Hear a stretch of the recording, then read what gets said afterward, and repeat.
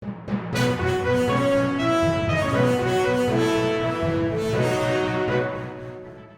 bien, continuamos aquí en Portada y como siempre vamos a revisar algunas de las cosas que ha dicho hoy la Presidenta Boluarte. Primero, unas declaraciones suyas o una intervención suya en Apurímac por la mañana. Cuando las personas allá en Lima dicen 3% de aprobación de la Presidenta, nosotros queremos decirnos, aquí estamos. Por eso, yo solamente sonrío y digo, Señor, perdónanos porque no saben lo que dicen y lo que encuestan. Aquí está el pueblo peruano, aquí está el pueblo salvadoreño, aymarino, apurimeño, aquí están de los distritos, aquí están de la hermosa capital de Chalhuanca. Le podemos decir al Perú, nunca nos hemos achicado, nunca hemos bajado la cabeza, porque tenemos la dignidad de ser decentes, honestos, de ser chalhuanquinos, de ser apurimeños. Perdónanos porque no saben lo que dicen y lo que encuestan. Está confundiendo la Navidad con la Semana Santa, por supuesto, a la Presidenta, porque perdónanos porque no saben lo que dicen, no corresponde precisamente a esta festividad religiosa. Pero aparte de eso, digamos, para no preocuparle, según dice ella, el asunto de las encuestas y los detractores y los críticos, la verdad es que aborda el tema con una consistencia y una permanencia digna de mejor causa, ¿no? También estuvo la Presidenta en Caraballo y dijo algo más sobre las encuestas y sobre sus críticos. Y a los que me califican, que dicen que tengo 3% de aprobación, yo les digo a ellos, de una vez pónganme 0-0. Así estamos empatados y nos vamos a penales. ¿Para qué gastan su dinero, su energía, poniéndome primero? Empezaron 11%. Luego nos tocaron la puerta. Pero denos alguito, pues le podemos subir 2 puntos, o sea, a 11. Estamos construyendo acá en Caraballo 4 colegios bicentenarios. Ahí está la plata de todos los peruanos y no para las encuestadoras. Y no me da miedo decirles que no les vamos a dar un solo sol para que me suban 2 puntitos. No me importan los puntitos arriba ni abajo, me importa trabajar por el pueblo peruano. Muy bien, estamos para comentar esto y otros temas de la coyuntura política con el politólogo y periodista también, Juan de la Puente, nuestro amigo, por supuesto. ¿Qué tal, Juan? Gracias, Mario. Buenas noches. Varias cosas, buenas noches, por supuesto, llaman la atención de lo dicho por la Presidente. Uno de los asuntos que me quedó, digamos, tintineando, dice, no le vamos a dar plata para que nos suban 2 puntitos. Me parecería que es un problema de cuántos puntos habría que subir y que entonces valga la pena la inversión. Pero en general, lo que decía yo es, para hacer un tema que supuestamente no la preocupa, ocupa sin embargo mucho de su discurso cotidiano, ¿no? Absolutamente, además porque todo es sabido que un punto hacia arriba o hacia abajo de medición demoscópica del poder, sobre todo de un gobierno en estas circunstancias, tiene bastante efecto. O sea, una caída en las encuestas o un incremento tiene un efecto político. Y el hecho de que tú te refieras varias veces o 2 veces en 2 días, significa que es por lo menos un elemento en tu evaluación. Pero no solo eso, ¿no? Sino porque además el estilo al que te refieres es un estilo pendenciero, vindicante, que no creo que sea propio. Pendenciero en el sentido que busca gresca, busca pendencia. Sí, sí. Que no corresponde, me parece, a quien ejerce la alta magistratura de la presidencia, porque un presidente o una presidenta debería permitir que, por ejemplo, estas mediciones que forman parte de la libertad de expresión circulen. Porque una cosa es decir, mira, nosotros no trabajamos para las encuestas y seguimos haciendo lo que debemos hacer, y otra cosa es enfilar contra las encuestas con el tipo de lenguaje. Entonces, ¿qué es lo que está ocurriendo? Claro, pero además desde hace ya varios días las expresiones de la Presidenta de la República son bastante confrontacionales, bastante pendencieras, y creo que no busca rebajar las tensiones, sino exacerbarlas. Y a mí me parece que ahí hay un problema de formato político, de narrativa política, el creer que mientras yo polarizo contra quienes están criticando mi gestión, me sale esto mejor, y además logro impactar al país, recuperar la agenda. Y esto no permite recuperar la agenda. Entonces, es un error. Pero es un error reiterado y reiteradísimo, porque digamos, este tipo de discurso lo viene sosteniendo el gobierno en general y la Presidenta en particular no diré de meses, del año pasado, con variantes, los que nos quieren dividir, ¿no? Los que no están nuestros detractores nos critican porque no están en el gobierno y no van a estar. Son, digamos, variantes de el mismo tipo de argumento. No se traducen en resultados positivos o mejores y, sin embargo, la estrategia no pero tenemos no un discurso donde el llamado a la unidad, el llamado a que no nos enfrentemos, el llamado a mirar las cosas buenas que pasan en el país, era inmensamente superior a estos llamados a la confrontación. Yo creo que ahora se han invertido los papeles y hay más... Se ha desplazado el acento al otro lado. Sí, de encono. Y esto no conduce a nada bueno, porque tener al presidente o a la presidente como la jefa de una barra brava, ¿no? Que cuando sale critica a sus críticos, ¿no? Eso lo convierte en la líder de una facción muy, muy pequeña, digamos. Pero es una barra con pocos hinchas. Sí, pero... O sea, salen a la calle y resulta que no, sí, pero no además, interrumpen el tráfico. Y además porque creo que, a pesar de que los medios obviamente tienen que citar las palabras de la presidenta y le colocan altavoz, no resuelve el asunto concreto, porque yo incluso diría, si es que esta narrativa pendenciera puede dar la agenda para avanzar, para quitarle elementos a la oposición, yo diría perfecto, ¿no? Está radicalizándose para agrupar a sus fuerzas, pero nada, o sea, no tiene un efecto. Es solamente antagonismo vacío. Este aumento del encono en el discurso, ¿crees tú que obedece a una estrategia? ¿No obedece a una reacción espontánea, a que realmente la carga negativa hacia los críticos, los detractores, los opositores se haya incrementado en la entraña del gobierno? Yo creo que es una estrategia, pero es una estrategia equivocada. Eso se denomina una huida hacia adelante, e implica una negación de la crisis. Eso implica apartarse de las variables que hacen la coyuntura, y en realidad la realidad es mucho más pesada. En algún momento va a producirse un suceso, un fenómeno que termine aplastando estos mensajes. De hecho, ya hemos tenido 4, 6, 8, 10, 15 días de este tipo de mensajes. Hemos tenido luego sucesos que han aplastado al gobierno. El gobierno ha pasado un silencio grande varias semanas y regresa con lo mismo. Eso debilita muchísimo al gobierno. Una narrativa de encono aísla bastante al gobierno. O sea, es cierto que ya no hay discusión sobre la popularidad o la aprobación del gobierno y de la presidenta, porque está en 3%, pero la discusión se traslada a otro espacio, ¿no? O sea, cuánto dura, si va a salir o no va a salir, cuán aislada está, cuánto la soporta el Parlamento o no. O sea, estas cosas conducen a esa discusión. ¿La oposición dónde está? A propósito, has mencionado a la oposición, ¿la entiendes tú como no diré un todo orgánico, pero como varios cuerpos orgánicos a la oposición? Sí, porque el país está fragmentado, en el Congreso hay una oposición pequeña, en la sociedad otra parte de la oposición, en los medios, en las regiones, y yo diría que a diferencia del pasado no es una oposición cohesionada y con futuro, es una oposición que es más insumisión, porque en un sistema político más perfecto, cuando cae el gobierno, sube la aprobación de los líderes de la oposición, ¿no? La presidenta cae 20 puntos y el líder de la oposición sube 10. Bueno, aquí en realidad es parte de esta discusión, es que todos están planos, es decir, esta idea de que algún político pudiese tener, qué bien que caiga la presidenta porque eso implica que mejora mis posibilidades, no es cierto, porque ya incluso desde Kuczynski, incluso desde Humala, la caída de la aprobación del gobierno no implica la aprobación de las oposiciones, lo cual es una especie de tabula rasa del escenario político.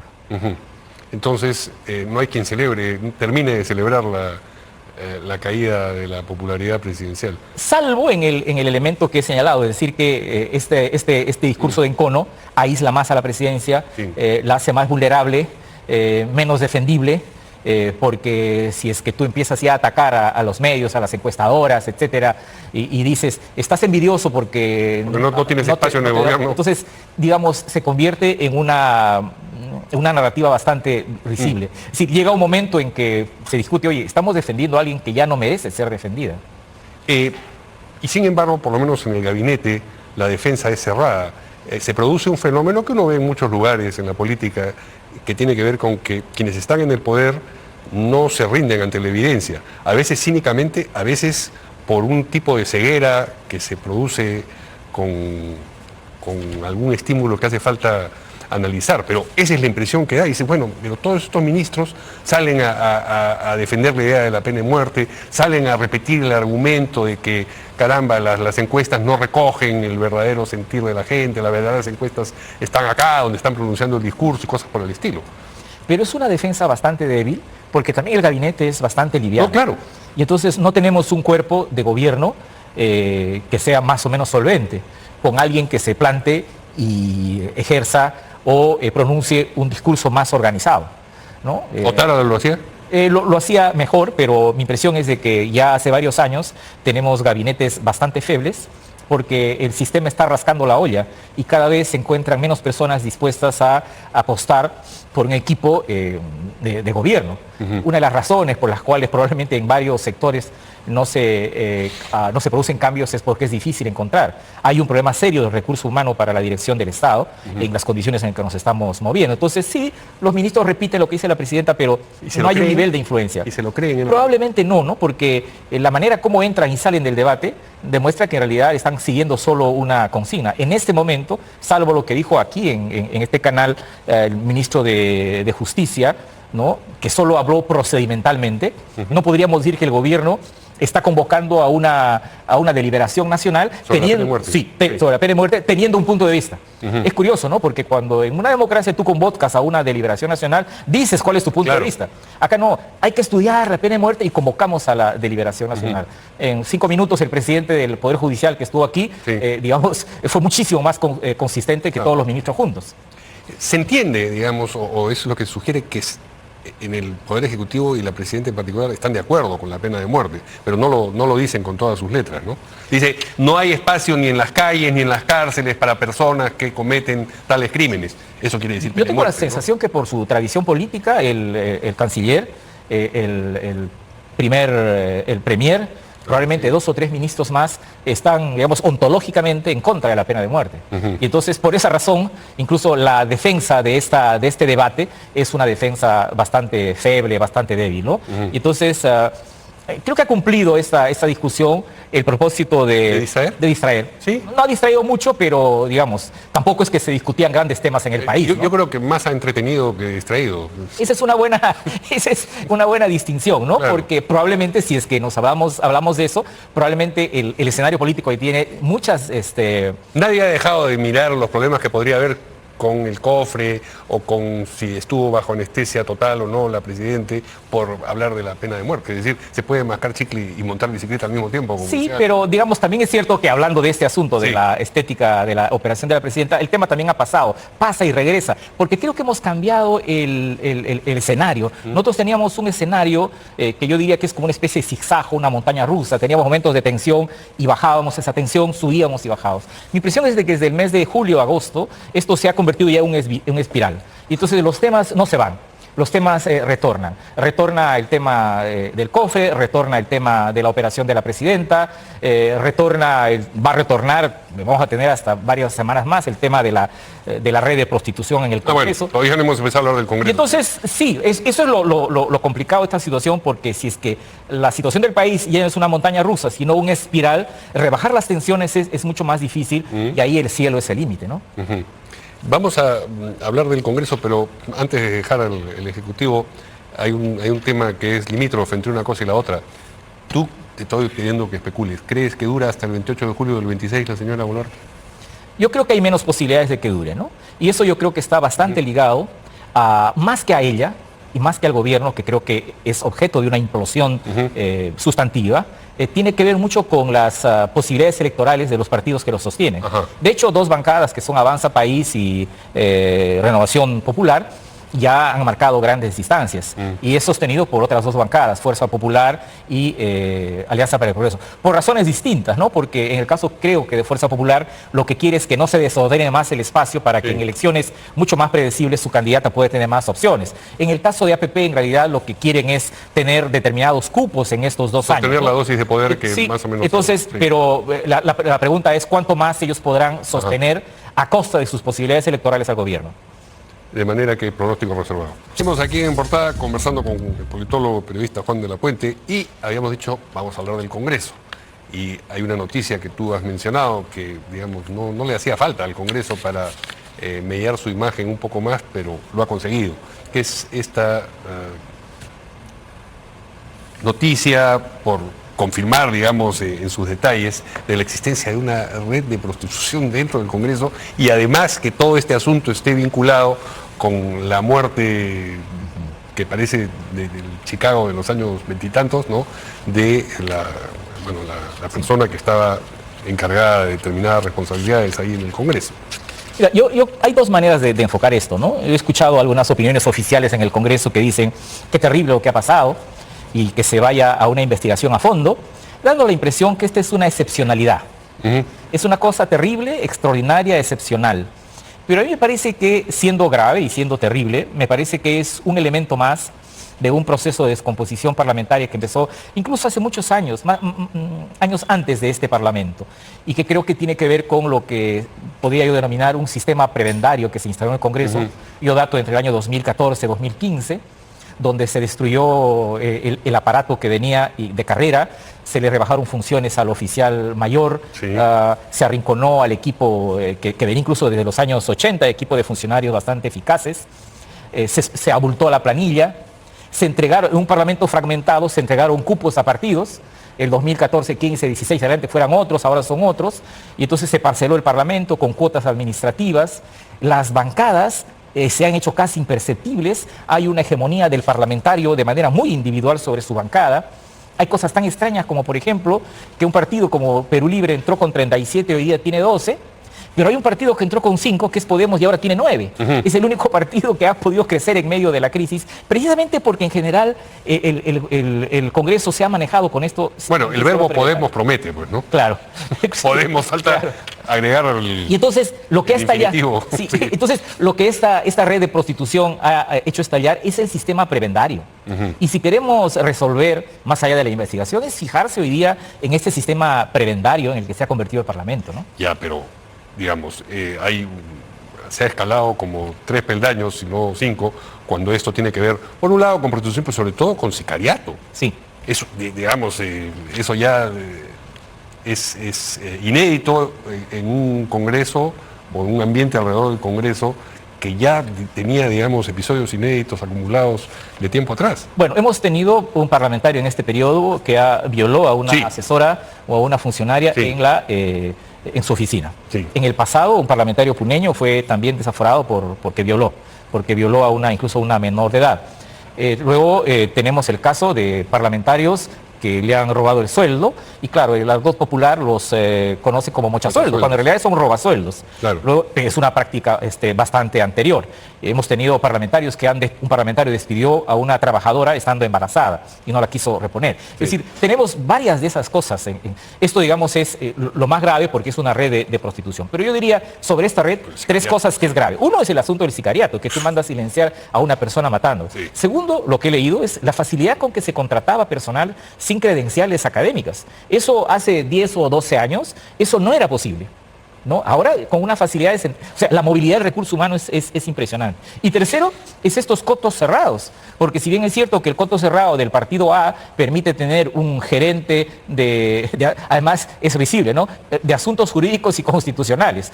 Tranquilamente puedes cambiar a esa oficina de nombre en vez de constitucionales, algo de prostitucionales. Pero otros desmanejos se dan en otros espacios. Solo cito un ejemplo. La cantidad de comisiones especiales, de estudios, que no son comisiones dictaminadoras, pero que estudian 20 cosas, hay 10, 12, 14, que son además espacios donde se contratan personas. Eso, fundamentalmente, ¿no? Sí. ¿Cuántos trabajadores más tenemos en los últimos 6, 8 años en el Parlamento? Quizás el doble, tendríamos 3.500, 4.000 trabajadores. Y entonces también se ha inflado la planilla. Estamos con el Festival de los Bonos. Entonces, si uno hace un listado de qué elementos forman parte de este sistema prebendario, era, digamos, normal en ese sistema que acabe en una oficina donde una persona sin control permite que las trabajadoras sean contratadas 2 meses, 3 meses, roten y sus inasistencias sean borradas, no se contabiliza las inasistencias para pagar el sueldo completo. La señorita que fue asesinada se hizo una cirugía, para ver también que hay una democratización de las cirugías, se hizo una cirugía en la cintura y estuvo de para 1 mes, pero le pagaron. Es decir, ese es el sistema prebendario que no es parte de un parlamento democrático. ¿Y que no parece que vaya a cambiar tras las próximas elecciones? No, porque se está organizando esto de modo que vamos a tener una Cámara de Diputados, una Cámara de Senadores, No sé todavía cuáles son las condiciones, porque este Congreso tiene que discutir 3 reglamentos. El nuevo reglamento general del Congreso, el nuevo reglamento de diputados y el nuevo reglamento de senadores. Eso tiene que estar listo en el próximo año y vamos a ver cómo van a interactuar en las cámaras. Pero yo diría que este reglamento, el actual, ha sido modificado 200 veces y siempre son modificados los artículos para permitir mayores licencias de los parlamentarios. De hecho, hoy día nosotros tenemos un Congreso que funciona principalmente a remoto. Los parlamentos de América Latina son presenciales y aquí en realidad funcionamos de una manera no presencial. Es decir, la aniquilación de los partidos en el Parlamento y el enseñoramiento de los parlamentarios ha contribuido a convertir esto en un parlamento no de bancadas, sino un parlamento de propietarios, de 130 propietarios, obviamente con excepciones bastante honrosas, ¿no? Claro, no son señores de la guerra, sino señores de la legislación. Y del placer, por lo que veo. No, ya, pero digamos, en lo que mandan, ¿no? Sí, efectivamente. Cuando uno visita el Parlamento, se da cuenta cómo el Congreso está organizado en función del parlamentario. Afuera de la oficina, cada parlamentario tiene un periódico mural, así como en el colegio, en las universidades, con todas las actividades que hace, ¿no? Entonces, un parlamentario es casi como un noble en un sistema feudal. Es un marqués, un conde, y entonces tiene una forma de ejercicio de nobleza. El partido no existe. Hace años no existía la moda que hoy existe. El presidente de una comisión dirige su comisión y al costado hay un banner con su rostro. Y sin banner no puede empezar la sesión.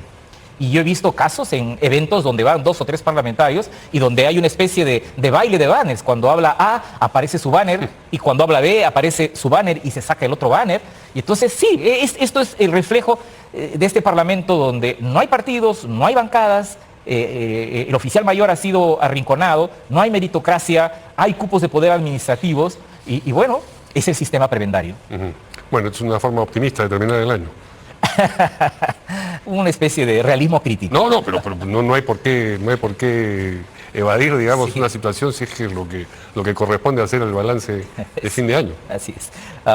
Sí, yo creo que el otro año va a ser un año pleno de sorpresas porque si no se modifica el escenario en espiral que tenemos, es probable que ya no tengamos momentos de rebaja de tensiones.